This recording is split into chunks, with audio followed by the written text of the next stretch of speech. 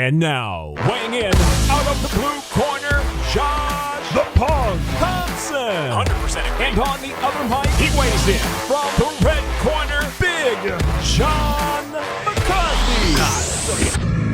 All right, once again, February 28th, the last day of the month, brings great things, and the greatest thing that it brings, Josh Thompson, is episode 125 of the Weighing In podcast. We are back again after having a fight night with Jazarino Rozenstruik against Cyril Gane.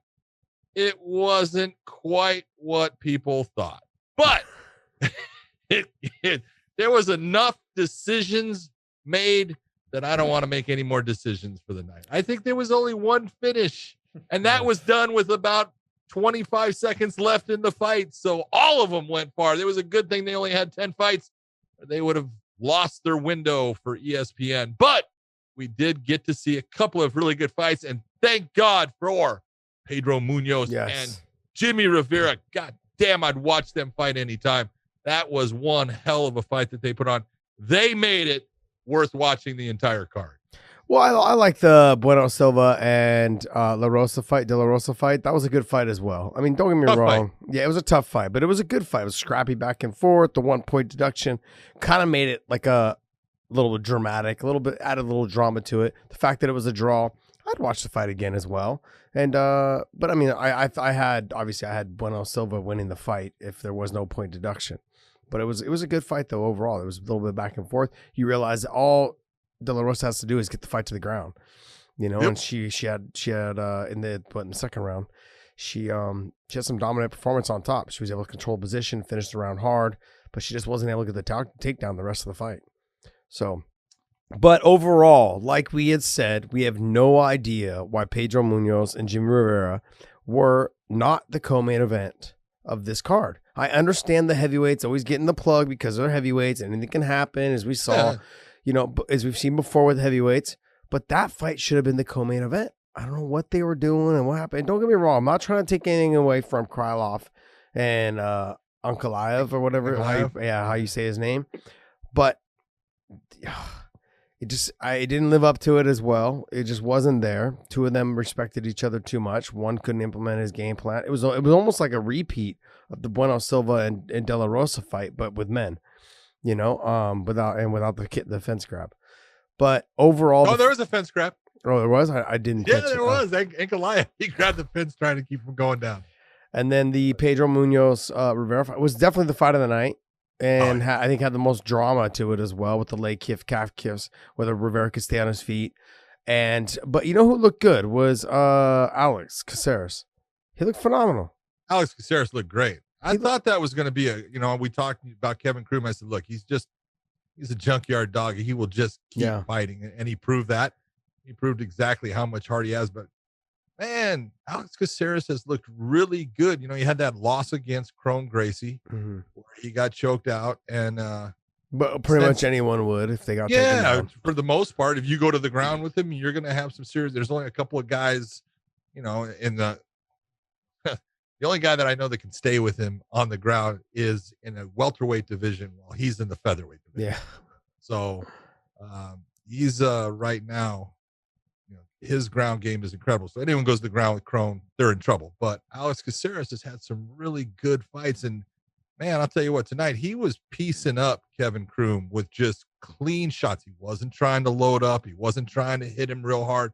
He was trying to touch him and make him pay for coming forward, and he did that beautifully throughout the fight. Yeah, I thought he fought a very composed fight. What I liked is in his post-fight interview when they asked him, why'd you let go of the triangle? He's like, well, my legs were kind of blowing up. His head wasn't all the way in. It's like, why am I going to keep doing that? Even when I let it go, my legs were tired. And it made sense. That to me lets me know as a fighter he's maturing fight IQ. That's what we talk. When we talk about fight IQ, that's when you know. He's like he's developed into a good fighter, but then not only that, but he's matured as with his fight IQ. And so listening to him say that, I was like, brilliant, just brilliant. And the fact that he knew he wasn't going to get it, the head was out, the choke was gone.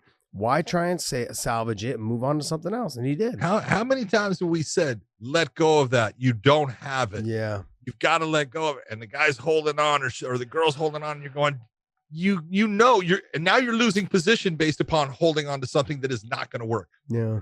You're the one, and if you think there's a chance, then go. But when you feel it and you go, it's not going to work, let go of it, go on to something else. That was a smart move. That shows maturity as a fighter, because when he was younger, he would have held on to that. Yeah. And so it was really nice to see. And that was a good fight. I enjoyed that fight. I loved how tough, Kroom is. He's just a guy that keeps coming forward. And I love the fact that the technical fighter, the guy that had the technical skill and just fought a very intelligent fight throughout, got the win and looked good doing it. But it can go both ways. It can go for like the person who holds on to the submission too much, or the person who tries to defend something too much. So like when we're talking about this, when you guys are at home and you guys are watching a fighter try to stuff a takedown, he fights the takedown so much that he ends up fighting it to a point where he gets basically taken down to mount or like side control. That means that he fought it so much that he left himself vulnerable to a position when he could have just abandoned that and made sure that, look, I'm already going to take it down. Let me fall to half guard, or let me fall to, to the fence so I can start working my way back up. Some people will fight, some people will fight the takedown so much they end up in a mount position, or, a half guard, or even a side control position. Or they end up with their back pinned against the fence, or, between the fence and the floor, versus their back to the fence and able to get back up. So you've got to be very cautious. It's not just the people that are hitting the submission attempts that end up holding on to them too long. Like, I'll give you an example. There's fighters that I've seen, they go for an armbar and then the person goes belly down. When they go belly down, the arm's already out. And now you're belly down and the person's arm is out and they're basically on your back. You've given them your back already, and you're not going to turn and face them before they get to your back. And so I've seen that multiple times. I'm like, you're holding on to something that's just not there, and that you just can't do that. The same thing goes for the takedown defense. So when you guys are watching fights at home, pay attention to little details like that on someone who could have potentially pulled guard or fell and got taken down into a good position, but instead fought it so much that they ended up in mount, or they ended up in, side control, or they ended up, turning their back and giving their back to a position where they got their back taken. But who looked good was Thiago Moises. He looked good. He looked really good. His stand-up looked sharp. And I loved at the end, he's sitting there, let's go. Yeah. Kind of reminded me of someone I know, man. Let's go. But I am a let's go kind of guy. But I thought that was a close fight. I actually had that as I had Thiago winning it. I think I had Alex Hernandez winning the first round, actually. I had it 29-28. Yeah, only because of the lack of output. Yeah, the commentators were giving him, because you got to look at what touches. Yeah, and both of them were missing a lot. Yeah. They were throwing and missing a ton. But I thought Thiago, in the end, he started touching a little more. He started getting the cleaner shots, and he deserved the win, even though Alex Hernandez was kind of surprised. There was a couple of guys that looked surprised. Shouldn't have been surprised. And if you're in that type of fight and you're not, you're not in that position where you are cleanly landing strikes and you can see, man, don't be surprised, man. You gotta go after your opponent. Yeah. When you can't touch him a whole lot, there's a good chance that you're going to end up losing that fight. Yeah, no, I agree. Other than that, I thought Alexis Davis looked good. What she got, I thought she fought really smart. Yes, very smart. I loved how she used that low kick. She used that low calf kick to say, you know what? Every time that you shoot out, I'm gonna start making you pay. So at least your movement's gonna be slower. That's gonna help me get my takedown. So it was just a breakdown of the fighter, bit by bit, to be effective in what you do. And I knew that if Alexis got on top, she was going to be dominant from that. And I didn't think that Sabina would be able to get up from her. Yeah. And that's what ended up happening. I thought going into the third round, it was an even fight. Yep, it was. 1 round apiece. And Davis said, yep, 1 round apiece, and I'm definitely going to win this one. And she did that and did a really nice job. Well, talking about making a fight adjustment and using their fight IQ, let's talk about the lack of that by Jairzinho, by Rozenstruik. And I mean, his corner was yelling at him to get it done, and he just turned the light switch off. It's like, I'm shut down. Yeah. Well, this is where we talk about, sometimes when you're the trainer and you have spent an entire camp with someone training for a specific guy, you have an idea of what your guy's supposed to do now, and they go out there and do nothing like you guys had planned for. And this is the type of situation. And, Josarino, he just got stuck in looking for the one big punch. Yeah. And anytime you're looking for the one big punch, yes, you'll find that there are times it works for you, like Derek Lewis against Curtis Blades. Yes, it worked for him. But most of the time, you're going to find that time's going to run out before you land that great strike, especially against a guy like Gane, who's in and out and moving well. And he's a slick stand-up guy. He's got a lot of movement for a heavyweight. Most of the time, heavyweights are more plodding. He's on his toes a lot. He's moving around. He's giving feints. And to just land that one shot and time him, that's not an easily accomplished task. And I thought that, Rozenstruik just let the fight get away from him after the first round. He just started setting back and just waiting. Look, if you're not as fast as your opponent and you think you're going to counter strike, you're probably not going to land a whole lot of strikes. Yeah. It became a waiting game. It was very much like, even though he got the win over Overeem, and which was a great stoppage, he just did exactly what he did in that fight. He kept expecting it just to be there later as the fight went on. But Ciryl Gane was just the faster, more athletic fighter, like we had talked about last week or on Wednesday. And it really just came down to, I don't know if he thought Ciryl Gane was going to get more tired, moving around, sticking and moving, but you got to make him tired. He's not going to get tired just by standing there and touching you. Ciryl Gane didn't waste any energy. He did enough to get the rounds. He knew he was getting enough to get the rounds. And when you know that you're fighting somebody like that, as a fighter like Rozenstruik, you need to make an adjustment. You have to change as the fight goes on. He showed no fight IQ. None at all. In terms of, like, when he went first, and it pains me to give Michael Bisping any credit. I'm kidding, Bisping, but it does. He was right. Like, the winner of this puts themselves in a chance to fight for the UFC title. This is life-changing money and a life-changing position to be in. And you two, and not that Ciryl did it, more Rozenstruik, because you pissed it away. Yeah, you can sit there and say what you want. Ciryl did the right thing. Yes, he did. He had the length, he had the speed, he had the ability to control the fight from the outside. Why am I going to take a chance in getting into a brawl with a brawler? That's a dumb move. Yep. But if you're Josarino, you have got to create that brawl. You've got to create that situation where you're forcing your opponent to get into this, I'll call it a snobber blocker, slugfest where just one shot's going to end the fight. That's your job in creating that situation. He didn't do that. He didn't do that. And when it comes down to, remember how I said I wanted to see Derek Lewis and him? I'm like, gosh, maybe I don't want to see Derek Lewis and him. No, but I feel. But Dave, can you pull up the rankings for me for the heavyweights? I really believe this, of course, will move Ciryl up. Yeah. Because even though he didn't get the knockout, even though he didn't do a whole lot, he did enough, honestly, to me, to let me know that he belongs in that upper group of fighters, in that top 5 position. But there's no way you're going to tell me that I think he's better than Derek Lewis. Is he better than Curtis Blades? I don't know. I saw Curtis Blades stand and throw. Sure, he got caught. Okay, but it doesn't take much to knock somebody out when Derek Lewis's hands touch your chin. So when it comes down to it, I would put him below. I put Ciryl Gane below Curtis Blades. Curtis Blades? Oh, yeah. Not ahead of him, below him. So I would say somewhere in that Volkov area, even though he just beat Jairzinho, I'd put Ciryl Gane somewhere in there, and I would drop Jairzinho past Volkov, probably even maybe like I'd have to put him above Alistair Overeem because he beat him. No, you don't. Because he lost freaking 4. He lost the whole fight just because they decided to freaking give it with a great stoppage. Yeah, with a great. Oh, Jesus Christ! This guy. It's funny. It's funny because I guess one of the fans said something to Bisping about he got knocked out by Anderson Silva and he was all upset.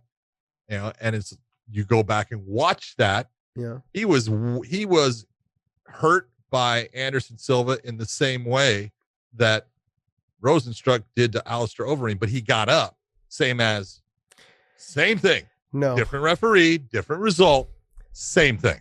No. The punch. Oh, yeah. No. Absolutely. The flying knee was after the bell.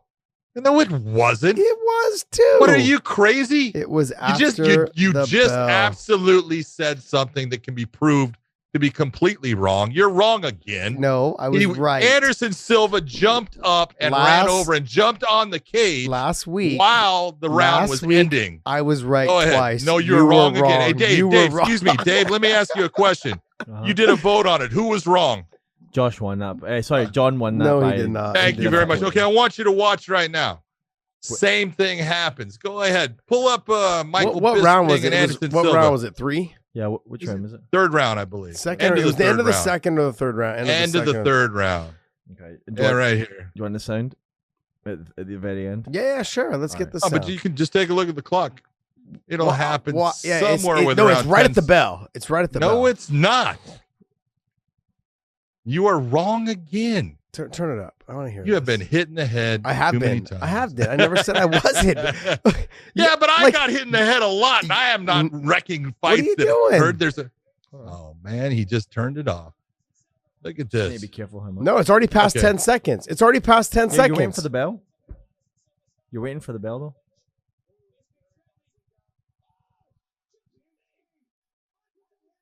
Yeah, the bell came way after. Way after. Oh, go ahead and say it. I want to hear it. No. Again? I didn't hear it. I didn't hear it.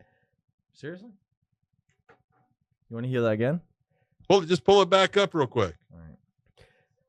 I'm just trying not to. No, it's okay. I'm trying to hear. I thought it was at the bell. I thought that he had already. I thought the bell had went while he was getting ready to jump. But Anderson leaves him thinking the fight's over. All right, hold on, because I'm gonna play it. But you can't see the round when the round ends. Yes, you're gonna hear the bell. Okay. Does the clock? The clock Look goes at away. there's 10 seconds because now he's looking for his mouthpiece. Right? Looks for his mouthpiece, and here comes the flying knee. Boom! I don't hear the bell. The buzzer came right after that. Gotcha. Came right after. Okay, so then he celebrates, and then it's not over. Yes. Is that what you're saying? Okay. Herb didn't call it. Got it. Okay. So John's right for once. Back on the track. Oh! The last two times that you were wrong. I want to make sure everyone understands it. You go to the YouTube comment section. John was wrong about the Overeem situation. John was right again. You were wrong. Look, people on Instagram like you more than they like me. People on YouTube like me being right about that more so. I was right. You were not. First but off, that's okay. No. First off, let me ask you a question. Go ahead. We had the fight that you liked with Montana and Montana De La Rosa and the fence grab. Were you happy that the referee? Yes, I was. I loved it. Was it the right thing to do? Yes, it was. Okay, you're absolutely right. There you go. God See, bless you. I'm glad I'm finishing. God bless you, Josh. I'll get something wrong between now and then, though. Don't worry. By the time we finish this show, I'll get something wrong. As soon as that fence grab stopped the takedown, yep. That is the only thing that stopped that takedown. That's when you stop. You're going to call time. You're going to take a point. The only mistake that was made, and that is my friend, who is the referee that did that, a guy I train with, teach with, he needed to put him back in the same. I was going to ask you that. Yes. Yeah. That was Jaron Villel, right? Yeah. So I was going to ask you that. Wasn't he supposed to put them back in the clinch, or was he supposed to put her back down on the seat? Nope. Was she supposed to be sitting down? Should have put her back. Can't put her sitting down because she pulled herself, for that standing position. You can't say it, but you will put her hands in that same position and start that fight with her hands clasped so she can get the takedown. That's what should have been done. Well, here's the thing, though, John. In that situation, she was on her way down. She grabbed the fence, and when he saw that, he stopped the fight there. She hadn't pulled herself all the way back up. So where do you start? She did. Did she? Yeah, she had pulled herself back. Okay. God, man, I'm wrong again. I thought she was still kind of in that transition of like a seated position, but the fence was holding her up. No, she was back on her feet. She had pulled herself up to a position. She was up, but I thought it was I thought thought it was wonderful that he took the point. I was just right glad. thing to do. I was so glad he didn't say, "Okay, that's your warning."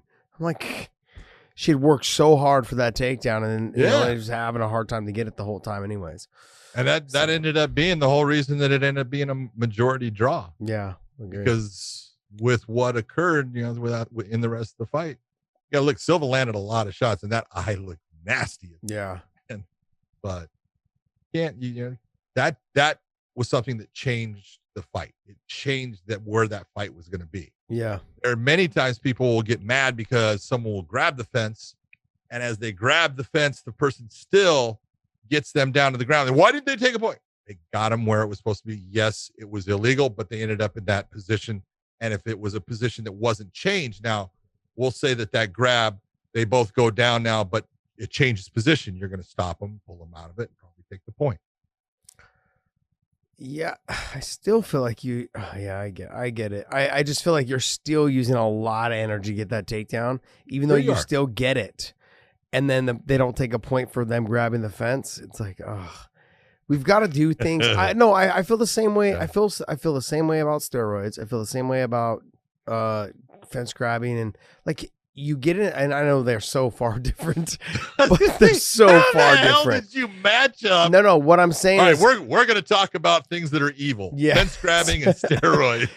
I just feel like we need to make the penalties really strict in terms of like, otherwise people will just continue to do it, you know. And look, and I know I'm going to use this as an example, and I know it doesn't, but when I fought Tony, it wasn't just the fence grabs that were going to save my ass and win in that fight, but he grabbed the fence 6 or 7 times, you know. And so in that, and I know that like some of them stopped the takedown, some of them didn't. And Herb, all he did was give warnings, warning.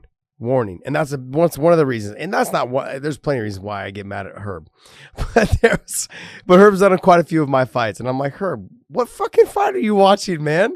So but you know what I mean? So there needs to be a real penalty, like right off the bat for situations like that, because that person down there is working really hard for that takedown. It's hard. And then when they grab the fence, it stops even the momentum and the change of direction of getting them off the fence they grab. That stops everything that they were building to get to get to that takedown. I don't know. I feel like there needs to be a stricter penalty for the fence grabs.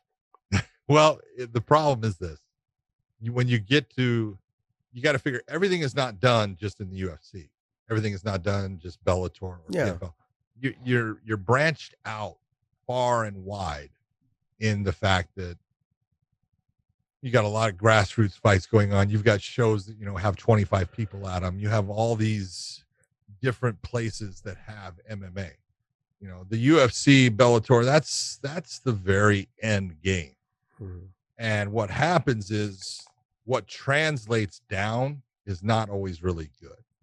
It's not done the same. It's not looked at the same. And so to sit there and say, anytime someone grabs the fence, we're going to take a point. You are going to be having an incredible amount of bad decisions made and bad outcomes based upon it. So you try to mitigate it and say, look, if it honestly affects the fight, it affects that takedown, it makes it so it stops it, we're going to take a point. That's what was done in that fight, and that's why it was so right. Yeah, when you put it that way, because you're talking about refs at a lower level. It's hard, man. And seeing you all you're looking at is this upper thing, and it's like, no, let me tell you that, you know, that pyramid goes way down and it goes far and wide. Yeah. And it's not an easy thing to control, and it really gets out of hand at sometimes. Got it. Yeah, because now you're asking that. Yeah, it makes complete sense. And you start talking about when it was put into perspective, because I've fought in fairgrounds with like 150 people there. And I'm like making sure I'm getting paid first before the fight happens. You know what I mean? Like those type of events. And so when you're talking about, if someone would have grabbed the fence, he grabbed the fence. I mean, and then you got to remember that most of the time in those events, the guy who is fighting the main event, it's usually the mom and dad that are the promoter, or like their best friend, or their investor. And so they've got reasons to skew it. If the guy's trying to get a takedown, they grab the fence, or he forces. No, his elbow grabbed the fence, or he put his armpit over the ropes. That's a point. I get it. I understand now what you're talking about. Yeah, the trickle down effect. I thought they It's said horrible. I thought they said they didn't work, the trickle down effect. Anyways, let's not get into that. Let's not get into that. No, not at all. Let's talk about Pedro Munhoz and Jimmy Rivera though, Let's do because it. that was just a hell of a fight. I loved it. The Jimmy Rivera, man, I'm telling you, so tough because that leg is fucked. I felt so bad for him every time I watched Pedro Munhoz land another kick on it. I was like, oh, that poor bastard. Oh, that poor bastard. You know, but in the very first round, if you recall, Jimmy Rivera, they were swinging for the fences at times, and they were landing both of them. Jimmy Rivera hurt Pedro Munhoz, hurt him bad. Yeah. You could see the effect. And Pedro Munhoz, in my opinion, actually overtook that damaging strike with all of the damage he did to that calf in the first round, where you saw it physically affecting Jimmy Rivera's ability to move. You're looking, you're going, man, that calf kick has just taken over in this fight. It has taken away a guy that got hurt with punches to the head is going to win the round over a guy that, you know, because of the calf kick. And he deserved it. And he deserved every round in that fight. But it was a close fight as far as Jimmy Rivera was fighting hard. He just was, you know, he was a step behind in it. I'm sure, you know, I would love to. They talked about they should make that a 5-round fight. Yeah. Do it again. I think that's a great idea because those guys, when they match up, they bring action. That was fun. We talked about that fight before, saying we thought that would be fight of the night. Yeah, I thought it'd be fight of the night. I'm a little surprised it wasn't the co-main event, knowing that they've already fought before. It was a great fight, and then having them fight again. I would love to see the fight again, especially for a 5-round fight. Those are the fights that are fun fights, you know. And then it gives Jimmy Rivera a chance to figure out a remedy to that calf kick. Yep. Because, as like I said, I'm gonna go back to the Bisping thing. I don't want to continue to pat him on the back, but he was right. It's that it's the calf kick itself is changing the game. And I've said this forever. Yeah, he also said we need to outlaw. We need to make it illegal. And I think it's like just ridiculous. Oh, stop. Calm down. Jesus. Calm down. Yeah. You know, but Jimmy Rivera just he wasn't able to fight southpaw. And so he was stuck in that position, taking that calf kick. And so this gives him a little bit of time, I think, coming up for if they do fight again for a 5-round fight. He's going to have to figure out and a solution to that. The other thing is that you cannot check that kick. The calf kick now has gotten to the point where, sure, you can still check it, but it's not. You can turn that leg and make your shin turn into his, so it makes him go, oh, I don't want to throw it again. Yes. It's still going to hurt you. Yes, you can do that, but the issue is that now you've opened up your shin so much that an inside leg kick is there, you know, and so then now people instead of doing the inside leg kick to the upper thigh, they're doing the inside leg kick to the bottom of the ankle or like right below the calf. Mm-hmm. So it's not at the outside one is at the top of the calf, the inside one is at the ankle, more of the bone, and so you're ending up with some you got to figure out which one's worse. Taking it to the inside of the leg and taking it to the outside of the leg. I already figured out which one's worse. Which one's worse? Worth. Yeah, exactly. Which one's worse? It's easy. Which one's worse? Bisping did it. Illegal. Just don't allow it. They're both bad. Yeah, that's not gonna happen. No. But I would get rid of that thigh kick or that knee kick, the front of the knee kick first before I'd get rid of that. Oh, Jesus, here we go. It does make me nervous though. Oh God, it does make me nervous that the swelling will happen so much that they gotta lance it. I figured out years ago when I started training with the Gracies, and what does the Gracies know about stand-up? They don't know anything about kicking. Okay, go back and watch all of Gracie in actions and stuff like that. When I was sparring with Hoist for his first UFC, you know, I was one of his sparring partners to get him ready. And, you know, I would put on 16-ounce gloves, 22-ounce gloves too. And his big thing for him to take me down, and he would do that kick. And I kept jumping my leg back. Finally, I said, fuck that. And I kept my leg out there bent, and he hit it, and I hit a right hand, and I go, oh, that shit worked. Yeah, you know? And it's like, yes. Can you hurt someone's knee? Yeah, there's a possibility someone's knee can get hurt in any fight. But we allow people to get, you know, punched and kicked to the head. Mm-hmm. And so you're going to sit there and tell me that, oh, this linear strike to the knee is more dangerous than me taking my right leg and kicking you upside the side of your head. Sorry, it's not. So why am I taking and making something that's not as dangerous illegal while I keep the thing that's more dangerous? Come on.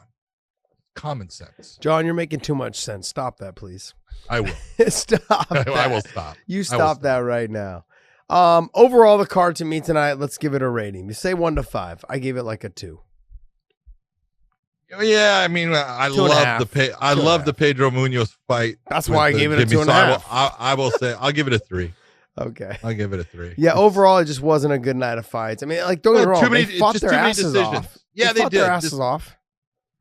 When you don't get, you only get one finish in a night. Yeah, it's never what you want. Bellator had that one night where there was, I want to say 14 fights, 14 finishes. It's a great night because get the judges out of there. You don't need them. We're going to finish this. And that's always a good night. So anytime you get, almost all judges' decisions, it always puts it to where it's not exactly what you want. UFC had a card. I can't remember when, but they had a card where I think there was only one decision. There was I'm sure they probably had a couple. Yeah, I recall one that they had. There was like just one decision. And I remember it being a good night.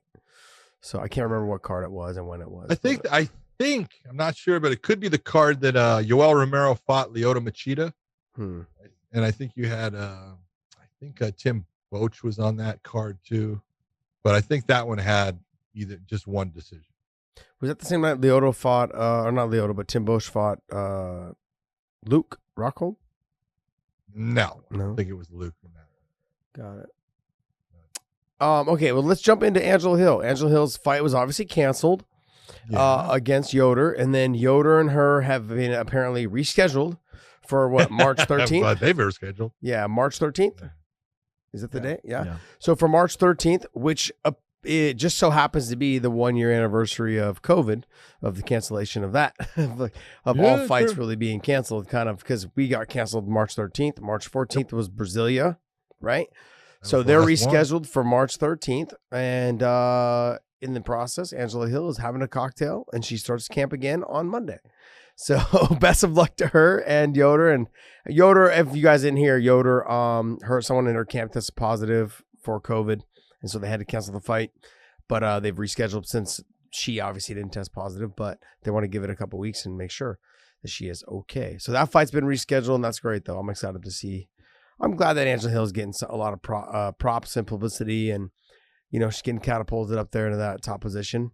She's got to get some wins, man. That's the biggest thing. Yes. She puts on some great fights. She puts on great fights, but she's been edged out in some decisions that haven't gone her way. And I've been in that situation. It's frustrating because you're a good fighter. You're better than those people, but you're just stuck in that.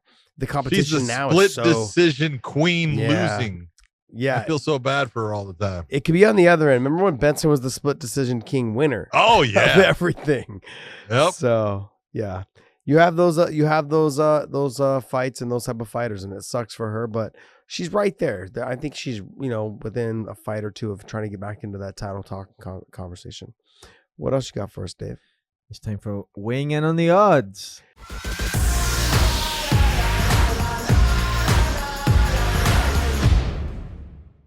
Yeah. Oh, another one. I tell you what, I did very well with this card though, because I told people to take Pedro Munhoz. No. Lies. I have video of it. Lies. I am not lying. I wish we have video of you every time you were wrong also. I'm going to go back through all that. I couldn't believe it. They actually had the over under on the Rozenstruik versus Gane fight at 1.5. I said, take the over, man. They're gonna feel each other in the first round. They'll start warming it up in the second. Maybe they'll end in the third. Obviously that was wrong, but the over at 1.5. I said, man, that's the one to take right there. So I actually did well. Interesting. 2-0, baby. Oh, I don't have any money left, so I'm all out. I spent it all. Spent it all. Went to dinner. So what they've got right now, they've got Jan Blachowicz at plus 200 against Izzy at minus 255. Yeah. You know, that's one of those you take a look at it, and that's actually when you're talking champion on champion, and it's the guy that's minus 255 going up into that weight for the second title it's telling you something. They're looking at it, speed and technical prowess in the stand-up. They're believing that Adesanya is going to get, the win over Blachowicz. Absolutely possible, but Blachowicz, he's got the power. One shot. That's all it takes. Yeah. So I look at that and I go, yeah, it's understandable. But again, if I was going to bet on that fight, I think I would go to the over. It's at minus 130, and I'd put money on the over at 2.5 rounds. It's going to go over 2.5 rounds. Yes, for sure. It's going to go over 2.5 rounds, I believe. I think so too. Then you have Megan Anderson and Amanda Nunes. Look at the odds on that. Minus 1,100. I think she was a minus 14 against Spencer. Yeah. Felicia Spencer. So this one's not as bad. Best $100. And Felicia Spencer beat Megan Anderson. Yeah, I'm going to take Megan Anderson for plus 750. Dude. Love handed money. I love it. Do you remember what you just said a moment ago? Yeah, I lost all that money. Yeah. That's why. Yeah. But you see, I can win it all back with $100. That's the thing. My bookie wants people like you that go plus 750. I'm throwing $100 on that. Yeah. Come on, man. I love it. I think it's great. I'm not telling anyone to put minus 1,100 on anything. No way. Yeah, that's one of those fights you just want to avoid altogether. Yeah. I mean, if you're going to throw $25-$30 on Megan to see what happens, cool. I'm not saying you got to bet a whole 100, but if you're going to bet like $25-$30, go right ahead. See what you can come up with. You're not out too much, and you can make pretty good money off of it. That's one of those fights to do it on. But to me, that's one of those fights I would just stay away from because how good Amanda Nunes is. Yep. You got Aljamain Sterling. This is a good one. This is a good one. Aljamain Sterling versus Peter Yan. Yeah, so and it's that's a good difference in the odds. Minus 130 for the champ and plus 100. Basically, they're saying this is close to just a little over an even fight, man. And Peter Yan at minus 130 or Aljo, either one's a good bet. I look and say Aljo's not going to have an easy time taking Peter Yan down. Peter Yan has got a lot better wrestling than people realize. I can tell you that because I will tell you that there's a guy named Magomed Magomedov who is an outstanding wrestler who in their second matchup had a hell of a time trying to take Peter Yan down. And he's as good a wrestler as Aljamain. And it says a lot about, I'm just going, baby. It says a lot about the defensive wrestling of Peter Yan. He is not an easy man to take down, and he is not an easy man to keep down. So I look at that, and in my opinion, I think Peter Yan gets the win here. And I would, at minus 130, I would put that money to get $100. Yeah, I would too. I would do the same. I'm surprised that it's this close. Well, the other one that's kind of surprised, Dominic Cruz is a underdog to Casey Kenny. That doesn't surprise me though. Really? No. Yeah. How old's Dom? 36? 37? Yeah, going to be turning 37. Yeah, I think he's 36. I think he's 36. He's 35. Oh. 36 in September. Yeah, 36 in September. Yes. I mean, yeah, he's okay. But still, speed kills, and just Casey Kenny's and the fast. smaller you are, Casey Kenny's fast. And I don't know if Dominic lives on the ability to take people down. Yeah. Doesn't mean that he keeps him down. He doesn't even try to keep him down. He takes him down, lands some shots. He wants it back on the feet. Mm-hmm. I don't think he's going to be able to do that with Casey, and Casey's going to end up pressuring him I don't know. To me, that's a tough fight for Dom. But let's go with Drew Dober against this guy named Islam Makhachev. You go right ahead and say whatever you want. I'm taking the minus 330 on Islam. 330, aren't you? So would I. Take my money, baby. Take my money. No, I mean, I just don't see anywhere that Drew Dober can catch him outside of just clipping him, which could happen, but I just don't see it. I mean, they've been Islam's been here since January, training for the fight. He's been at Extreme Couture's and been at Cabrinho's out there in Vegas. He's been here getting acclimated and making sure that he's healthy and has a full camp and he's all set up. He's been here the whole time. So, you know, he's got a crew of guys that are there. He's got Usman, who's fighting here in Bellator here coming up, could be his brother. He's got little Umar, who's there as well. He's got Abu Bakr, who's there as well. He's got Zuba. Zuba's there as well. And plus all the other guys that actually train at Couture's. He's been working with a couple of those guys as well. On the side, they try to stay away from working out with the team a whole lot because they want to, avoid, just, being basically working with too many guys.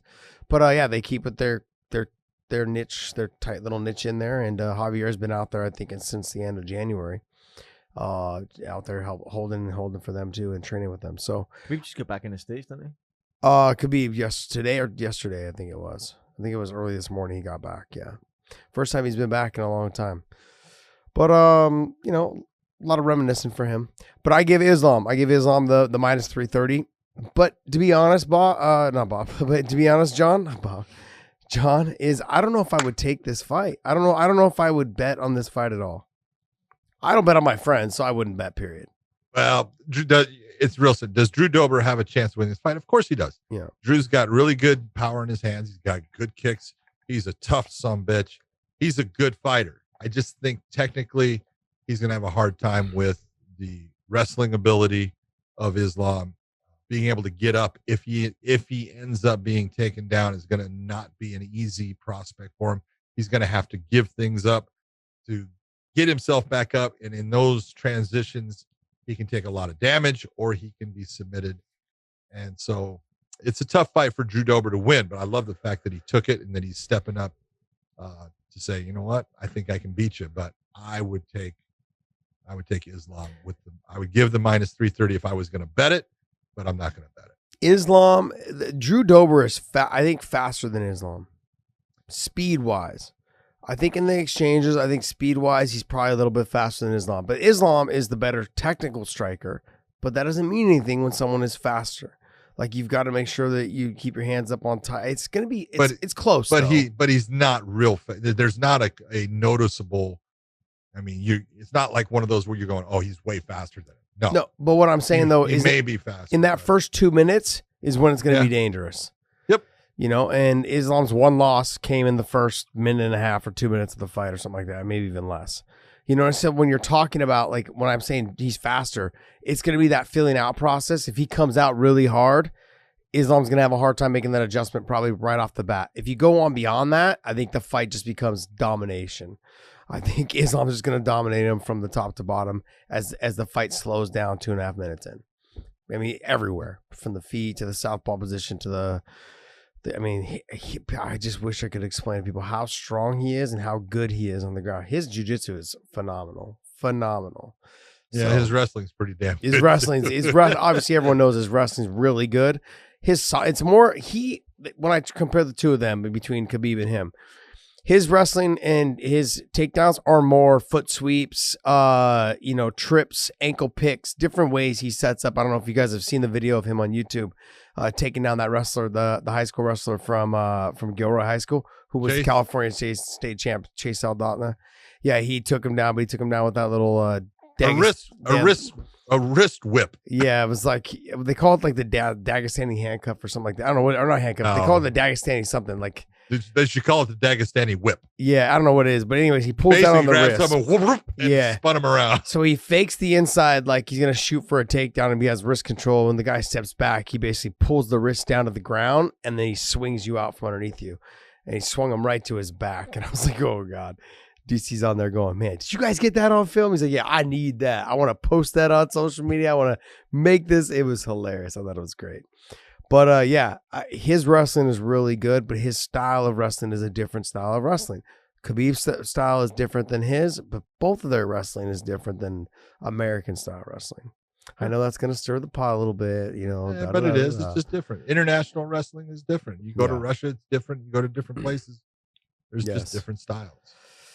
Joseph Benavidez versus Askarov. Yeah, I like Askarov. Askarov, he's good. He's good in the stand-up. And right now, I love Joe Benavidez, but he's just had a couple of setbacks. And when you start having those, confidence starts to wane. And it's this one's a tough one. He's a slight. This is almost, you talk about almost even. Yeah, he's slight underdog at -110 to -120, but I would honestly take Askarov if I was going to put money on it. Yes, that's why I won't, because I'm going to root for Joe. Yeah, I'm going to root for Joe as well. All right, well, hey, that's weighing in on the odds, and go to mybookie.ag or mybookie.com, and then use the promo code weighing in, and guess what? You can go ahead and get a little bit extra money from them when you use that promo code. So make sure you guys enjoy it. And you guys can thank us later in the comment section. We want to thank you guys. Also, when you guys go to our YouTube channel, hit the little bell off to the side to get the notifications to let you know when we drop our newest show. And if you guys are following us, post our show, retweet our show, any of that stuff, tag us in it, and we will retweet it as well. And obviously comment as well. And you guys know that we appreciate you guys. Hit the thumbs up. That shares our videos to everyone else. And that puts us ahead of guys like DC and Helwani and the other guy named Bisbing and their what? Believe Me and Who and something like that. And all those other what? ones. Yeah. what? So make sure Dick you guys hit Clark that thumbs and up. what? Dick Clark. I love DC. Dick Clark. That's a good one. You know, and anybody else that has an MMA podcast that will hopefully put us up in there in that conversation as well, because we are the best MMA podcast. I don't have to say it. Other people have said it for us, but I will continue to say it because I know it's true. There you go. But this is great, man. I'm loving it. All right, well, let's talk. You know what? Bellator came out now with their 205-pound rankings. Basically like a list of the top 5 that they thought, but they haven't dropped it yet. But they said, hey, how would you guys rank them? They've got Phil Davis, Ryan Bader, Derek Anderson, Machida, and Anthony Johnson in that top 5 kind of position. You also got to throw in 1 to 6 with Yoel Romero. Yes. Come on. You got to throw Yoel in there only based on the fact that Machida has been beaten by Yoel. Yes, he has. Yes. So when you have that conversation, I'm looking at the fact that where do I put all of them? I would put Phil Davis first, and then I would put Anthony Johnson next. I put Corey Anderson third. I put Ryan Bader fourth, and I would put Machida fifth. Wow. You would put Phil Davis first, huh? Yeah. Because he's fighting for the title, so I have no choice but to put him first. I like that. Right now. I'll say, all right, Phil Davis is first. I would say that Corey Anderson is second. Okay, over Anthony Johnson? Yeah, because Anthony hasn't fought in 3 years. That's true. I agree with that. That's a real concern. I can see that. But I'm also a homer, and everyone knows that. You guys that have watched this show, okay, like I just did with Islam, I'm going to do with AJ. AJ, to me, would be number 2. Oh, and I'm only putting Phil first because, and I'm a big Phil fan also. He's one of my close friends too. But Phil is first because he's fighting for the title against Nemkov now. So I put him first. He's the number 1 contender, so you put him first. Then I put Johnson next. You're saying you put Corey Anderson next. I would put Corey Anderson next because Corey was ranked Fourth. I think fourth, Mm-hmm. fourth in the world at a certain point there and stuff, and he's back. And I would say Davis. I'd go with Anderson. I gotta take Bader out of the equation right now based upon his last performance at light heavyweight. So I would probably go Johnson, then Romero, then Bader, then Machida. Even though Romero hasn't fought at 205. Even though Romero hasn't fought at 205, he's a freak. Yeah, I agree. I'm not disagreeing. I'm not saying that he can't be beat. I just look at him and he's that guy that can just have a horrible fight. Yeah. Or he could have the most impressive performance. He can do like the Chris Weidman, flying knee, or some of the Lyoto Machida fight where he kind of stayed in the stand up for 4 and he's landing shots and taking a couple and finally just bulldogs him to the ground with a rugby tackle and smokes him in about 15 seconds on the ground. You go, What have you been waiting for? He's got that ability. He's just got that God-given explosive power and stuff. He's just he's older, but he's a special fighter. Yeah, I would probably put him against, I put him ahead of Bader as well, because stylistically, he's a nightmare for Ryan Bader. Like when you say like guys that Ryan Bader would have a hard time with, it's guys that can out wrestle him. Yep. You know, Ryan Bader uses his wrestling to his advantage to set up his striking, but I don't think his striking, his pop and his power. Sure, he's got some power, but I don't think he has the power to finish a Yoel Romero. No. So when you're in that conversation, in that talk, I would say you have Phil. I could go with you on the Anderson thing, you know, because AJ's been, you know, gone for 3 years, maybe even closer to 4. And then I would still put AJ then third. I did. You know? Okay. And then I would put then Yoel, and then Bader, then Machida. I did. Yep. Yeah. Gotcha. I gotcha. Yeah. What else you got for us, Dave? Bellator announced Matt Mitrione versus Tyrell Fortune. What you think? I think this is Bellator talking to Tyrell Fortune saying, well, you know what? You had that undefeated thing taken away because, you know, you fought when you probably shouldn't have fought, and that happens. But Tim Johnson had a really good performance. You came back. You had a lackluster performance in your comeback. It's time to step up and prove, you know what, that you're the guy that's going to be in that upper echelon of fighters by beating Matt Mitrione, or you're going to prove that you can't get into that upper echelon of fighters by losing to Matt Mitrione, because on the feet, Matt Mitrione is a problem for a lot of people. He's fast. He's got power in his hands. He's pretty slick in the stand-up. Tyrell Fortune has very good wrestling.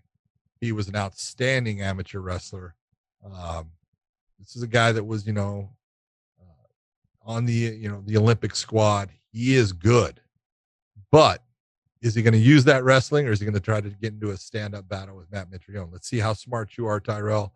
Are you going to be the complete mixed martial artist and use all the tools, or are you going to get drawn into a stand-up, you know, let's see who's slicker battle with Matt Mitrione? Not a good one. I just did my coaching bit for the day. Yeah. This is one of those fights, I think. I don't know. That's my take on it. You and I are privy to some of the inside information on what the fight card's going to look like coming up for April. And yes, sir. And this is not one of those fights that I think is that excites you like me the other as ones? the other ones. The other ones, Oh when I got sent those cards, I was like, this is really happening. Like these fights these are the fights that we're really doing. Stand by, people. Stand by. Stand by to stand by. Well, you know, they just announced James Gallagher versus Patch Mix. I know. Against Patchy. And there was all that Beautiful. talk. There was all that talk by Mix saying, James, you're all talk. You're not going to sign the contract. He signed James, they've been protecting you for so long. Yeah. All that stuff. And so James is like, no, contract signed. Because when we had James on here in our show, he said, no, I want that. I want that fight. Yes, he and did. We both were like, are you sure you want that fight? And he said, no, I want that fight. He's like, no, we're working on that fight right now. We're trying to get that fight. So James sees something in Patchy Mix that he can exploit. And we'll see if he can get it done. But man, that fight was the fight that everyone's like, well, he's got to take a step up in competition. Well, he is. We'll see how it all works out. But I think stylistically it makes for a fun fight. Because, they're both outstanding on the ground. Sorry, excuse me. James Gallagher is not a Conor McGregor. He likes to hit the ground. He likes to hit submissions. He attacks a lot. So, sorry. Ooh. Here, you want me to talk for you? So go ahead, please. James Gallagher is not a Conor McGregor. He's a guy that actually likes to hit the ground. He likes to use those grappling skills. The stand-up is where, if you're going to compare him, yeah, he's not a Conor McGregor, and he is not the guy that's got a lot of power in his hands. But every time that the fight hits the ground, that little bastard finds someone's neck. He's got so many rear naked choke submissions that you take a look at what he has done in his career. There's those guys that have that specialty, and his specialty is when the fight hits the ground, he gets your back. Now we call Patchy Mix the human backpack. So that's going to be an interesting fight. Which one is going to get the back? Because they're both just really special at getting to that position. So we're going to see who is better at it. Well, it's not even that. It is that as well. But who's going to go? I know Patchy's probably going to try to get the takedown. Is James going to try to defend the takedown, or is James going to try to get the takedown and be on top? That, it can go both ways. Or does James want to be on bottom to attack from the bottom game and see how good Patchy is from the top position? So it makes for a very interesting conversation because both of them are very good grapplers. Yeah. But the one thing that with Patchy, though, Patchy's way bigger. He's a lot bigger than James Gallagher. Yeah, he's bigger than James as far as I think he's a little bit taller, not much. Gallagher's got to be 5'7". Patchy's what, 5'8"? It says Gallagher's 5'9" and Patchy's 5'8". Whoa, look at that. See? I don't know, man. Patchy Mix looks so much bigger to me when we're side by side with them. Really? I don't know. Well, I think they're very close. Look at Dave. If you take a look at these photos from Sherdog, who looks bigger? Well, what do you mean a photo? You're looking at a photo saying who looks bigger? But when I see them in person, closer. Of course, he's closer. He's going to look bigger. When I see them in person, Patchy looks bigger. Well, I think it's great because one's 11-1, one's 13-1. Yeah, it's going to be interesting. It's going to be fun. But if you're Patchy Mix, you can look and say, hey, I've seen where, Gallagher was exposed by Ricky Bandejas. He had a bad fight. The stand-up was a problem for him. But maybe I don't want to take it to the ground, and maybe I want to use stand-up to get a win. I'm not sure it's the way he's going to do it, but there's a lot of ways of looking at this fight. It's going to be a fun fight. I'm amped up for it, but there's a lot of other fights on these cards that Bellator we've been privy to see, and I'm excited. Can't wait to bring them up. So many fights on there that I'm like, wow, I'm glad we're making this fight. What else you got for us? So I don't know if you watched Dustin Poirier on Joe Rogan's show this week, but he talked about being willing to move up to 70 to fight Nate, and then also expects the Conor trilogy to happen in June or July. So a couple of big fights that he's willing to put on. Yeah, is it for the title? That's what I want to know. Is the Conor fight for the title? It shouldn't be. No, it should not now. It should have been before if you were going to do it, I guess. But it could be. And where does that put the UFC? How does that make them look? I don't know. Like I could have got behind it if it was for the title the first time. How do you have a guy, and look, I love Conor, but how do you have a guy coming off a loss fighting for the title? You don't do that. Pay-per-view money. That's a good reason. Pay-per-view money. But you just don't do that. Yes, I know it's Conor McGregor. Yes, I understand the money aspect, but it's a championship fight. This is the guy that lost. He's got to come back with a win. I don't know. It just doesn't make sense. I don't know. I mean, you've got other guys that are ready to fight. If you pull up the lightweight rankings, you've got other guys that are ready to fight. You got Chandler there. You got Oliveira there. They're ready to fight. They're ready. Like, hey, I want that title shot. And I get it. Dustin Poirier deserves to make, top dollar. He's done everything he's supposed to do. He's a company guy. So you'd like to reward him with a big money fight. You've got the other two. I mean, maybe you have Chandler and Charles Oliveira fight to see who ends up fighting for the title, the winner of that fight for the title. I don't know. You're saying Oliveira and Chandler fight to see who fights the winner to get a chance at the winner of Dustin and Conor. All right, I'm okay with that. But Conor's still getting a title shot. What? You would, because you come out, at least he'd have a win. No, but I'm saying though, Conor would be getting a title shot right now to fight Dustin if that was for the title. No. So you're saying you're saying that fight's not for the title. Neither one. Oh my God. I don't know. Yeah. I don't know. They don't have a champ right now. Khabib is not coming back. I know as much as you want to say that he is not coming back. I didn't say that he was coming back next week, but he is coming back. I've already heard talk, dude. I have heard too, but I've also heard I have heard some talk. I don't think so, man. I can't say it right now, but I have heard some stuff. I don't know. He's coming back. All right. All right. He'll be gone for a little while. That's Yeah, good. that scares me even more though, because he's my friend. I don't want you to go back. I don't want you to go away, come back. You're not the same guy. If things have changed. Like it's the inactivity is a problem. If he took a year off, first off, it's not like he's not training at all. Yeah. Okay, he's training with the guys that you know. Yeah. He's coaching them. He's in there working with them, so he's training, and the year's not going to make that big a deal. Yeah, because he is levels above all of these guys. Mm-hmm. Levels right now. So, yeah, I don't know. What else you got for us? Weilei Zhang is defending strawweight title against Rose at UFC 261. 261. Where's that at? Which is 3 pay-per-views from now. Yeah, but where's that at? Where's the show? Yeah. Does it say? Are we back at Fight Island? April 24th. Yeah, it's not specified. No specification. Okay. Yeah. I mean, let's see. No, it says right there. It says the UFC has been working on holding that event in Singapore, per sources. It looks like it's going to take place in Las Vegas. It's now looking like Las Vegas. Okay.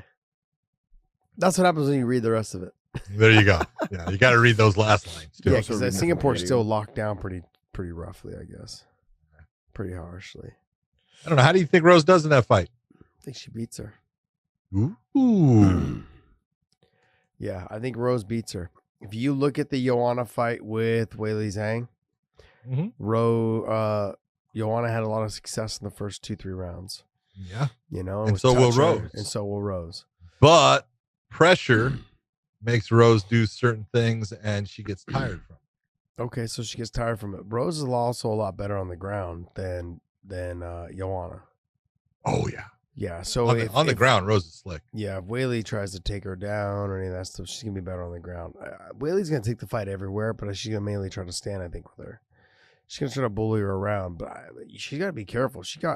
When she was getting hit by Joanna's punches don't have the same effect that Rose's have. She's got some power for being a smaller. So does Weilei Zhang. She's got power as well. Yeah, both. As we saw against Jessica Andrade. Yeah, she's got power as well. But I'm gonna lean towards Rose. I like that. It's gonna be a good fight, though. It is gonna be a good fight. It's gonna be an interesting fight. Yeah, I think both have ways of just altering a little bit of what they do that's going to be effective against the other opponent. Yeah, Rose is. I know that they're close in height and stuff, but I think that she's got just a difference in reach. It seems like her arm length is a little bit longer, and she fights long. Weilei tends to come inside and really, wing shots. And if she can get inside, she can do damage to Rose. If Rose is able to keep her from being that one that gets inside, I think she has the advantage on that outside. She's got a beautiful jab. She lands beautiful combination. She sets things up. She's been trained really well. And then she brings that kick up very well too. So I don't know. It's going to be interesting to see. That's a good fight. I know, record wise, you look at Weilei and she's got, that impressive 21-1 record. And Rose doesn't look all that great with the 9-4. She's way better than that record. She's also a lot younger. She's been fighting the top level girls for a long time. Yeah. Weilei Zhang kind of exploded onto the scene. She's 31 years old. She is somebody that she came onto the scene, but then catapulted herself right away into that top position, where Rose has been fighting her way from, back in the day to a young age, maturing as a person. I think at 31, by the time she's 28. By the time she hits 31, she could potentially be the champ a couple of years over by then. You know what I mean? So different stages of their career and maturity level as well, and where they've been through and what they've come from. But and I know that Rose is a 9-4. I'm gonna lean towards Rose. But I think Weilei Zhang is definitely it's gonna be a fun fight. I'm not gonna say that it's gonna be a fight like the Joanna one. I think it's gonna be a hard fight to match up. Yeah, but there's gonna be a lot more respect. I think that Weilei Zhang's gonna have to respect her a lot more, because if Rose is able to hit her the way that Joanna was able to hit her in the first 2 rounds, she may be waking up looking up at the lights, because I mean she was getting hit with some very clean shots. Weili Zhang was in the first 2 rounds by Joanna. Now Joanna is faster than Rose, but Rose puts the combinations together well, and like you said, she fights long. Weili Zhang doesn't fight long. It seems like she has the shorter arms. Like she likes to fight in close, that grimy, dirty fight like she did with Jessica Andrade. Pressure to the fence, clinch, knees, elbows. She's gonna try to do that to Rose. Rose got to make sure she got to keep her back off the fence. She got to make sure she fights from distance. So I don't know. We're gonna see if Weili Zhang can take that power punch. We know she can take the pitter patter. She took some big shots against Joanna. We're gonna see if she can take a power shot. Took a lot of shots against Joanna. Jeez, man. Walked through them all. I'm excited. I love watching Rose fight. Thug Rose. Anyway, Thug Rose. That was a great call. Oh, I love it. What else you got for us? So there was a one championship fight. Was it a couple of days ago there? Mm-hmm. Did you guys? No, I didn't see Petrosian and Rotong and Lee, but I saw a clip of the Rotong guy. Good God. He got hit with some nasty shots. He did what was the Russian guy or the guy that fought, put his hands down against Crutch. What's his last name? Oh, Kemran Lashanov.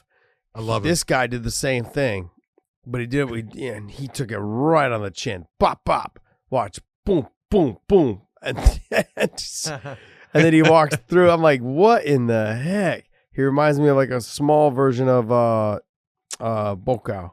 Yeah, but but his chin didn't move. Yeah. So he didn't really get hit. Oh, he got hit. He's just strong. But he got hit with the bigger pitter gloves. patter. We got hit with they're wearing 10-ounce gloves or 8-ounce gloves. Yeah, they're smart. These guys are maybe 120 pounds. Yeah. they're tiny. They're like 125. What about the card were you talking about? We saw them. Yeah, just didn't know if you guys were. No, we didn't get I didn't get a chance to check it out. 16-year-old Victoria Lee wins her debut. That's Angelique's little sister. Yeah. 16 years old. 16 years old. She won by shocking. She won by submission. Yeah, rear naked choke. But there's a lot of talk of Angela Lee sometime possibly going to the UFC. I'm like, I don't think that's ever going to happen. No. But and Angela fights at atom weight, 105. Now I think she also fights at 115 because that's when you talk about the weight that she's actually at. Yeah. So she would fight at 115 in the UFC, and she'd be great there. She's good. Her ground game. Yeah. And she would give a lot of those ladies fits on the ground. Yeah, she had a good fight against Michelle Nicolini, who was a 9-time world champion in jiu-jitsu. And she had a fight against her, and it was a great scrap back and forth, good exchanges, good rolls on the ground, like good positioning.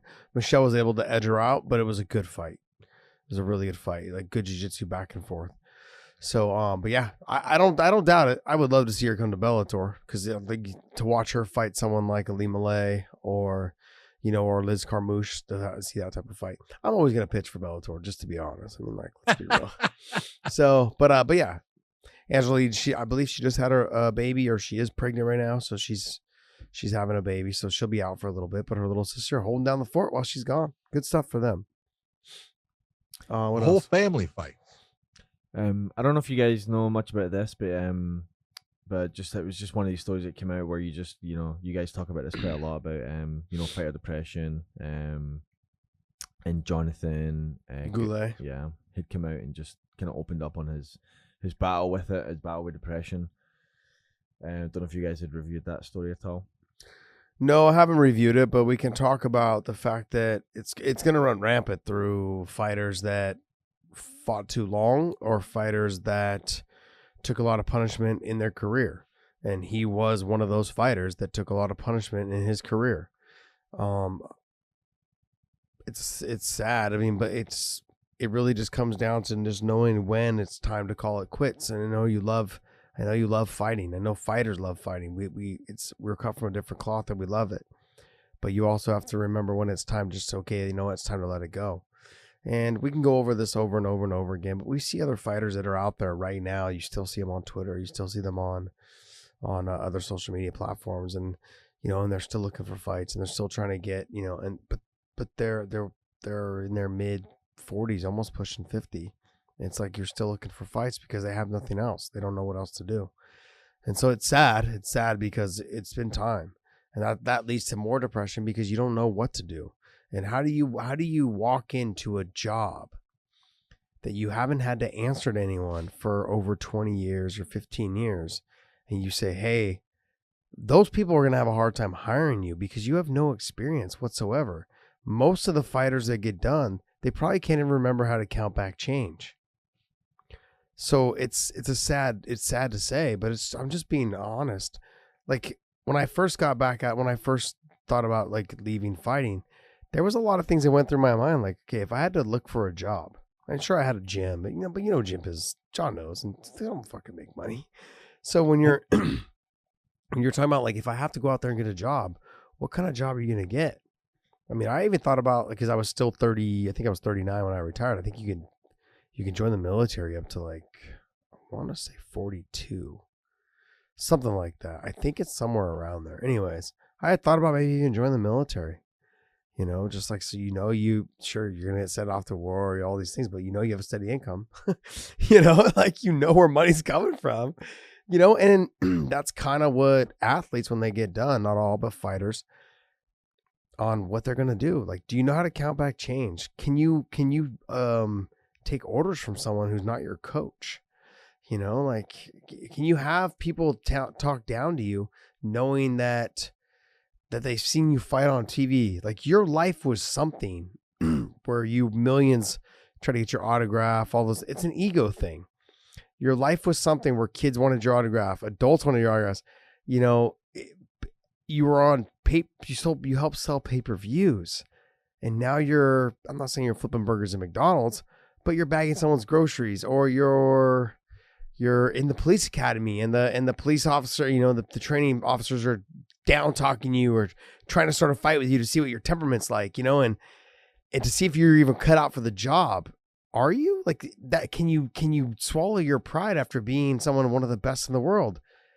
There's a lot of depression that goes along with that, because you're having to swallow your ego because you were this, and now that's not there anymore. And that's a hard thing to deal with for a lot of fighters. Is that why your head's as big as it is, because you haven't swallowed your ego yet? My head will always be this big. It's sad. Goulet was he was a good fighter. He fought a lot of your teammates, if you think about it. He fought Josh Koscheck, fought Mike Swick. Those were guys that he competed against. He had the one fight that I'll always remember against Jay Haran. That's that one where we talk about the mat at Extreme Couture that's up on the wall, and all the blood on it is Jay Haran's blood, in a fight that Jay was just putting it on Jonathan Goulet. Goulet lands one elbow to the middle of Jay's forehead, and it just starts spurting, and the referee couldn't take it after a while, and he called the fight and gave it to Goulet. And over a half-inch cut in the middle of his forehead. But it was he had some hard fights, man. And near the end of his career, he's one of those guys that you saw quickly. He got knocked out in a fight, and quickly it changed who he was as far as his ability to take a punch. He started getting hurt by punches that he was able to just, walk through before. Yeah. And his entire career really changed. He's a good guy. And I feel really, really bad that he's having any kind of problem. And this is something that, as a fighter, everybody has got to realize this is a possibility. This is part of the sport. Any sport that has any type of head trauma, and fighting definitely does, you as a participant need to understand, hey, this is something that could affect me for the rest of my life. It may not. You may be that person, and you can see a lot of guys that they suffer no effects from an entire career in fighting. And then you'll see guys that only had a couple of fights. And I go back, and I know Freddie Roach pretty well, and he had a brother named Pepper, and you go back and you look at what they did. And I was friends with Mike Quarry, and he had some serious problems, and his brother Jerry had even worse problems. And man, I'm telling you, you start to see it in guys, and sometimes you'll see it.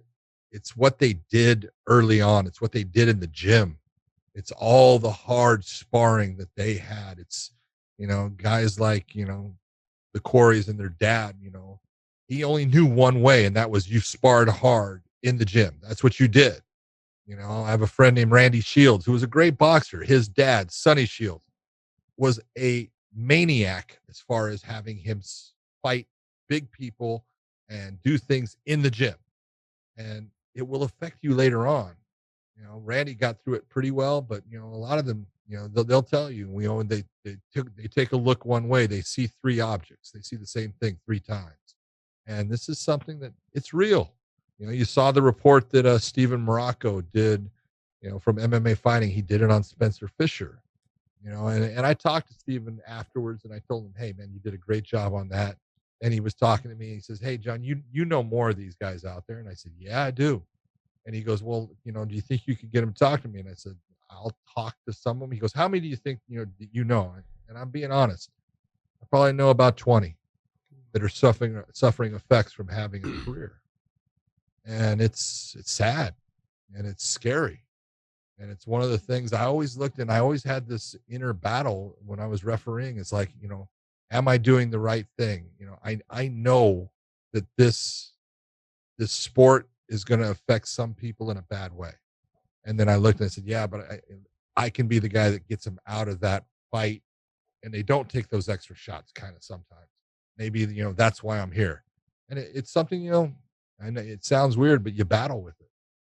And it's a scary proposition because, your mind is who you are. That's your personality. That's your memories. And when that starts to go, there's trouble.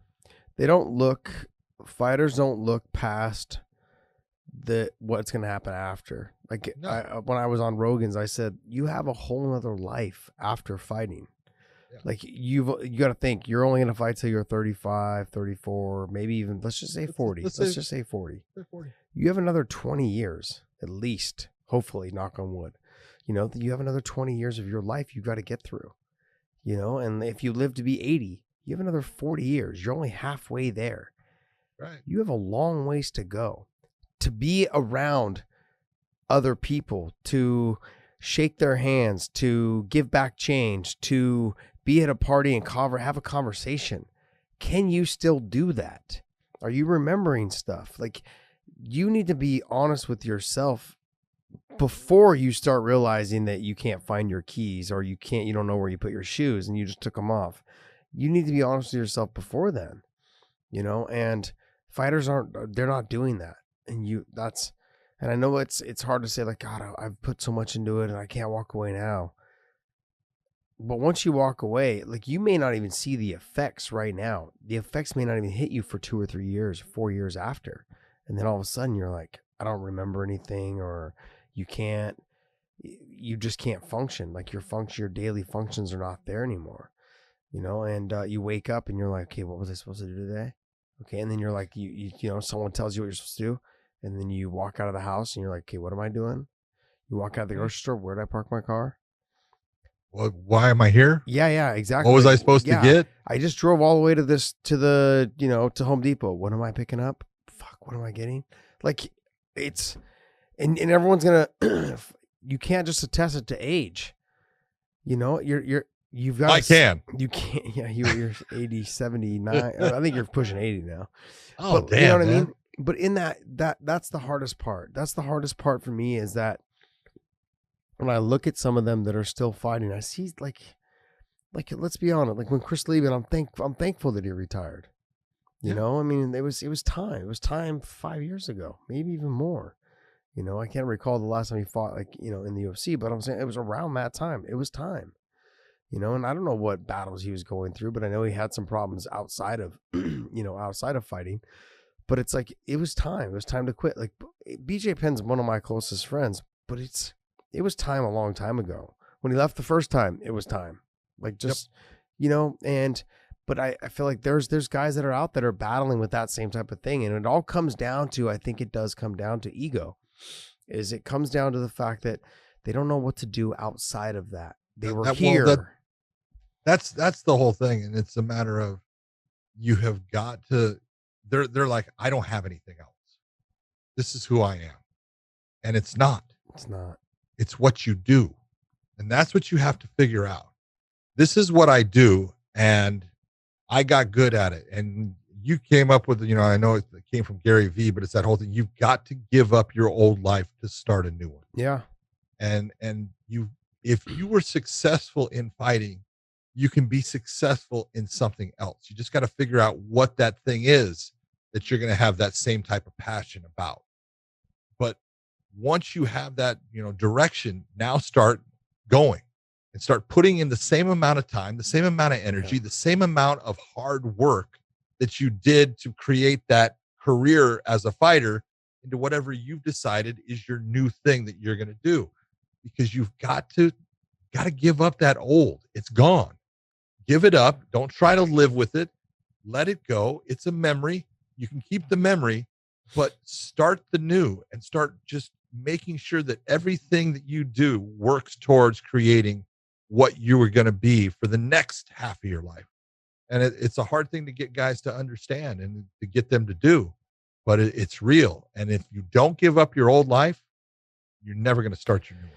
Yeah, I think I've said this several times on this podcast, is that when I wasn't sure if I was going to fight again after the Patchy fight, and I walked into the gym for the next couple months at AKA, I just was telling myself, you don't even really want to be here. You don't even know if you're going to fight again. So what are you doing? I'm in here grappling. I'm in here.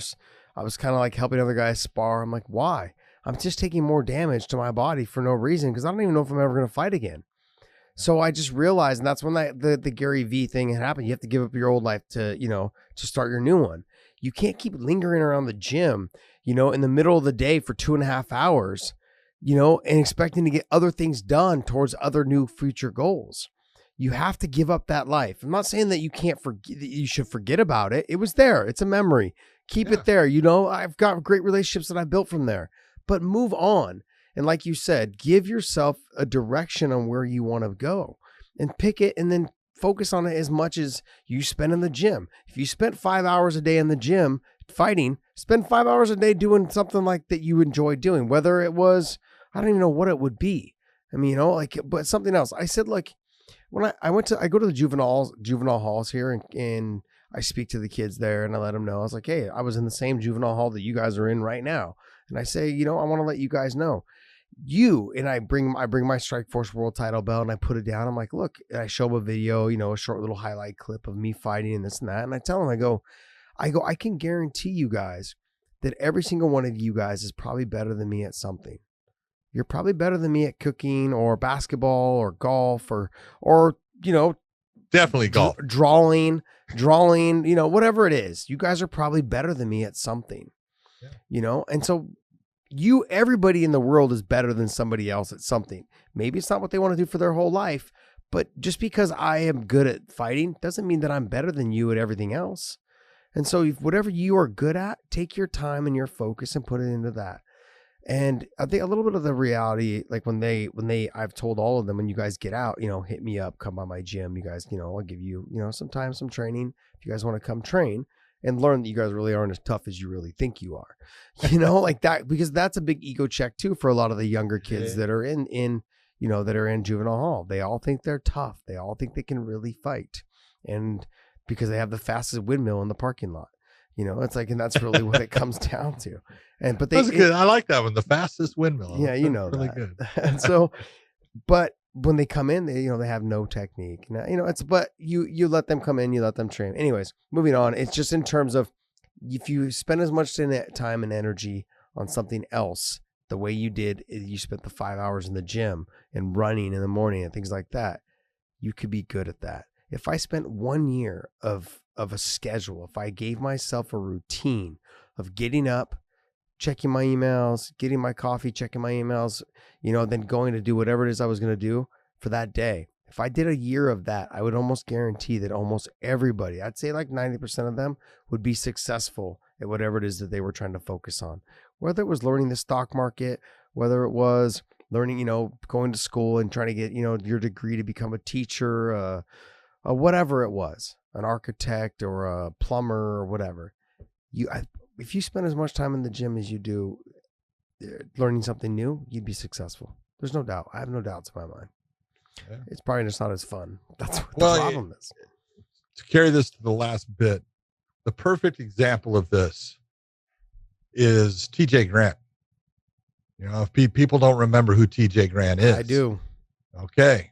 But TJ Grant came into the UFC, and when he first came in there, he had a couple of losses. I know he lost to Johnny Hendricks. He lost to Ricardo Almeida. But then he went on a run, and he beat like Shane Roller, Evan Dunham. I'm trying to remember who. Gray Maynard. And had moved himself into a position that he was the next to get a title shot. He was. But he was suffering from headaches and having problems, and concussions were a big problem. And he walked away from fighting based upon what he was told and what he was, experiencing as just a person.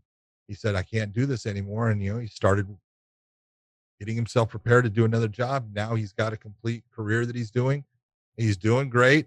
And he's the example of, hey, not everyone was meant to fight. He was a great fighter, but his ability to take punishment and to not have it affect him wasn't the same as other guys. And so he made that decision. He's the example of, you can be a great fighter and you can decide, I can't do this anymore. And that, I can move on. I can start a new career. I can do something different and move on with my life. He's a great example of it. He was offered the title shot. Yes, he had the title. He had the title shot, and then he had the concussion stuff after the Gray Maynard fight, and he'd knocked himself out in training, grappling, and he was never the same. He said, I had a concussion after the Gray fight, and then he went on to go train, and he was starting to train for the title fight. He knocked himself out in training, and they called me because I had just beat Nate, and they said, hey, you're next. And then that's when the whole thing happened with Pettis pulling out. But he was next. He was the number one contender. He was ranked one ahead of me, and he was next. Yep. And he walked away because of that situation. I've always wondered whatever happened to him because you never hear from him anymore. No, he's living in Canada, has a normal job, and he's got his family, and he's doing well. And it's he's one of those ones you look at and you go, hey. Yeah, this can be something you need to walk away from, and it's okay. He still does jiu-jitsu. I know he still grapples and stuff like that, but he walked away, started a whole career, and he's doing well, and God bless him for all of that. I'm sure it was not easy for him to walk away. The first time I think I watched TJ fight, he fought a guy named Jesse Bongfeld. We used to call Jesse's nickname was the Water Bong. Oh wow, yeah. Jesse the Water Bongfeld, and he was good. I was like, God damn that guy. Because Jesse was good. Jesse was a tough dude. Mm-hmm. And he beat Jesse Bongfeld. And I was like, that guy's, I'm going to see him in the UFC. And sure enough, he ended up there and he did great. He was a tough dude. He beat Jesse because he lost to Jesse. He lost to Jesse, then he beat him again. Okay. He beat him So the second time. Yeah. But just a good fighter. Tough dude. Yeah, I wonder whatever. I always wanted to know what happened to him. Go back to his Instagram. If you guys want to figure out who we're talking about TJ Grant. And so if you guys follow him on Instagram, it's TJ Grant 316 is his handle. But I'm gonna have to hit him up too and follow him just because we were kind of in the UFC around that same time and just right there at that title conversation at the same time. So yeah, I always wonder whatever happened to him. I'm glad he's doing well, man. It makes me feel good to hear that he was doing well, that he is doing well. He made the right choices. Yeah, he's got a great picture here of, I think it looks like his daughter and his dog. That's pretty dope. They're like laying sleeping. Oh, that's gorgeous. Yeah, that's cute. But if you guys can't, check him out. TJ Grant 316 on Instagram. So check it out. What else you got for us, Dave? Last thing was the video of John Jones hitting pads. He was taking some flack for I think his speed. I can't remember exactly, but did you guys see this clip? No. Yeah. He's big. He's at 252 right now. Jesus. And he said, "Well, you got to be honest, and you got to figure it out. Now, he's not in shape for fighting. No. I saw him hitting pads with Brandon Gibson also here, and to sit there and to say, oh, he looks slow. He's never the fastest fighter anyways. And he's going to be a lot faster when he's training for a fight, and he's going to get better. And he's got to adjust to the different weight. That weight is going to be a big difference maker for him. Whatever the weight that he was actually just, basically training at before, you got to figure was somewhere around 225 to 230. If he's 252, that means he's put on a good 20-some pounds. That's 20-some pounds that he is not used to carrying. He is not used to moving around with. He is not used to any part of it. He's going to have to learn how to actually move and handle and be able to, stay in a fight and not get tired carrying that extra weight. Well, let's be honest. He's probably going to fight at around 238 to 242. He will not fight at 252. No, 240 would be the biggest he would be. Yeah, I think it'll be between two, and I'll actually even go a little bit lower. 236 to 242. Somewhere in that pocket is where he will probably find himself after a camp, and where he feels like he's probably performing the best. And I go to that too because DC always liked to fight at 238. And Cain Velasquez was the same way. He's like, 238 is my weight class. He's like, that's my weight where I like to fight and I feel the best. DC towards the end started getting up to 245, 240, and then, So much for that 238 thing. Yeah. But you know what I mean? So John, like when people are saying he looks slow, and put all that aside, like you said, he's on fight shape. He's not in full camp. He's just really getting his body up, and he's bulking. We call it the bulk phase. But he'll get slimmed down. He'll get ready. He's got another 6 months before he fights. He's got another 6 months easily before he fights. I mean, the winner of this fight is happening when? When do they fight? Coming up. And Gane and Stipe, they fight when? That's the end of March. End of March 27th, correct? I think. Yeah, March 27th. So they fight the end of March. And then him and the winner of that will fight probably June, maybe July. Yeah. Sometime, maybe like if they do what is it called? Fight week? What is that called? International Fight Week. Which now there's no international Well, people. There's nothing that's just Reebok. Maybe they'll do International Fight Week in Fight Island now. Yeah, maybe. Ooh. No one. Who's gonna fly? That's out there international. for that? That's not me. Yeah. Do you think they give Derek Lewis the loser of this fight, Stipe and Gane? No, I don't think so. I don't think so. Because he's got to be.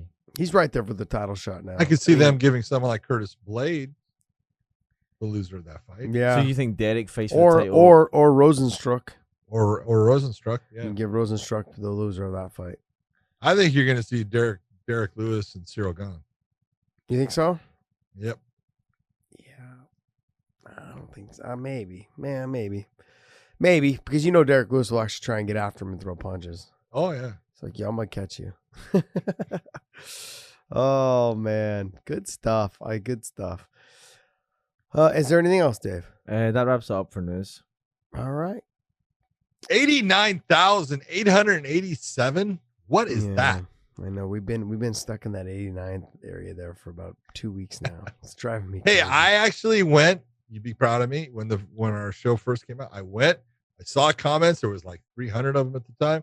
I went through them. I actually left messages for people. So I did exactly what I said. I looked at the comments, and I want to tell everyone, hey, thank you for the very nice words about the show, about what me and Josh are doing. It is definitely appreciated. I'm glad that you guys enjoy. And if you have a friend, tell them about us so they can enjoy too. Yeah, I want to thank you guys as well. Very nice. There you go. Well, we had made some changes with our YouTube a little bit, and I got booted out of the comment section. So I got to get back in there somehow. I haven't been able to leave any comments and hit thumbs down and thumbs up before you go. Yeah. So we have to get that figured out. Okay. Hopefully you guys enjoyed the show. Hit the thumbs up. Hit the little bell off to the side also to get the notifications. Hit the prowrestlingtees.com/weighing-in. And we have a special for you guys. We have a special for St. Patrick's Day. We have a St. Patrick's Day T-shirt. It's green with our It's green. logos. Look Okay. at the green. Has the date of March 17th on it. Check it out at prowrestlingtees.com/weighing-in. Use the promo code plethora. Plethora. Plethora. Plethora. I'm glad John. Someone spelled asked, that. how do you spell plethora? I just did it. Yes. Well, plenty of people have used it this month, so clearly That's it's not awesome. that hard. Yeah. Ah. They probably just Googled the word. They probably Googled and looked it up. I don't do that. I just misspell it, and if I don't get it right, it wasn't meant to be. No, it's- we want to thank you guys, and hope you guys enjoy the show. And I'm amped up for next week's fight. Oh, Woo! we will. Well, I guess we'll go over all those. Yes, fights we will. for the people on Wednesday. Yes, I'm amped up. Yes. Someone was saying to me, one of my friends back home was saying that you guys need to have like a code word when you go back to Bellator and you're doing the commentary. Like you need to just have like an inside word for the weighing-in fans. Like every time somebody gets punched or something, like you guys say like, Jiminy Cricket or something silly. You do that, don't you, John? I do a game. I do Yes. a game. Yeah. Yes. I John do does again. it already. But it's good because it actually keeps you kind of going. I have friends that watch the show and they'll text me, hey, do this word or do this thing, because it's something they know, and they know not to send me something I can't do. Yeah. So if I can fit their phrase or something into the show and it makes sense, I'll do it. Like the word plethora. Like the word plethora. Yeah, you're Obi-Wan, trying to figure Or that out and work it into the or commentary. what was it? One of the salted caramel whiskey. Oh, what? That was one, yeah. Or based upon my dad being an idiot one time. we were playing this game, right? I had all my family. It's in my stepsister and her brother-in-law. I mean, her husband was my brother-in-law. It's a great guy. And they come up with this game, and you put in these words and then you pull it out. And they, obviously it's men against women, right? It's always men against women. Gosh. So we're going to lose. And so it's like, it's pretty simple. You got a word and you can, tell people things around it till they guess the word. You have like 15 seconds. Right. And so my dad pulls up this word, right? And he looks at it. He's looking and we're going, hey, dude, let's go. We don't have any time. Comfort carrier. What the fuck did you just say? Comfort carrier, right? So we're throwing words out. And time. What the hell is a comfort carrier? He goes, a saddle. A saddle. You hold it. You could have said you put it on a horse. You sit on it while on a horse. You it's made of leather. I said all these things. And you come up with comfort carrier. He goes, well, I didn't want to make it too easy on you guys. You're like, we're on the same team. Hello.